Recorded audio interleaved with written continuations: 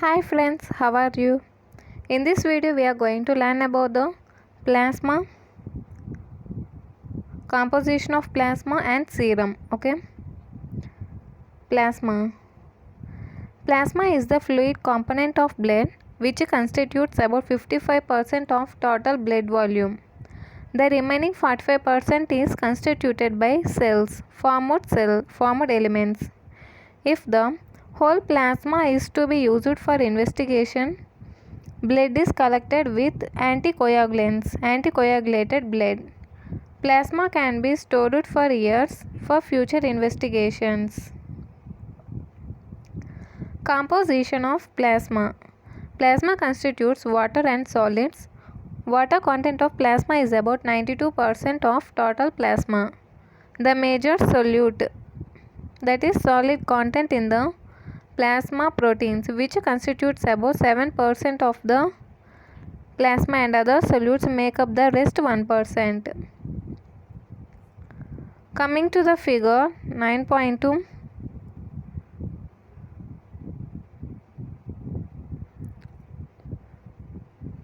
This is the figure.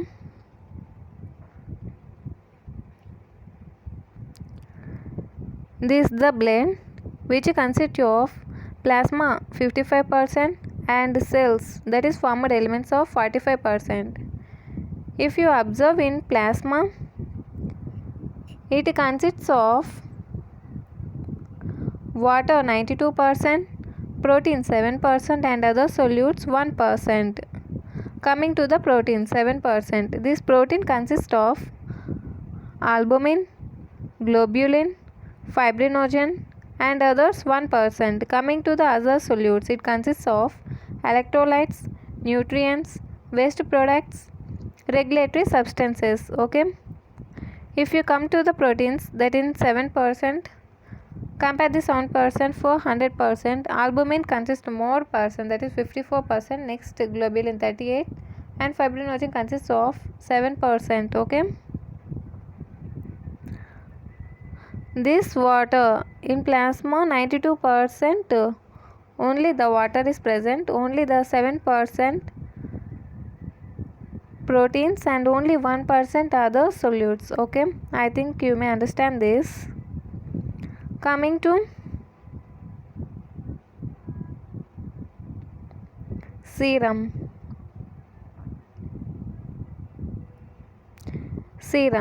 During blood coagulation, a soluble plasma protein called fibrinogen is removed from plasma, as it is utilized in the formation of fibrin, the blood clot. Plasma without clotting factors is called serum. Note this point, guys. Plasma without clotting factors is called serum. Many biochemical tests are performed by separating serum from blood by allowing the blood to clot, coagulated blood. Okay, serotonin content of serum is high, as platelets release serotonin during clotting. Serum is not only used for biochemical investigations but also as a supplement to cell culture media. Serum ensures a better environment for growth of cells in vitro, as it contains all nutrients, sugar, proteins, hormones, and other factors. Fetal calf serum is used often for growth of human cells. Okay guys, I think it is clear to you. In next video we are going to learn about the types of plasma proteins. Okay, that is albumin, globulin, and fibrinogen. Okay guys, in next video we are going to learn about this,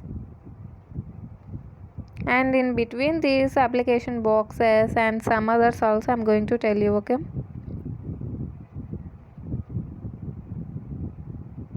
if you like this video, like, share, and subscribe. Thank you.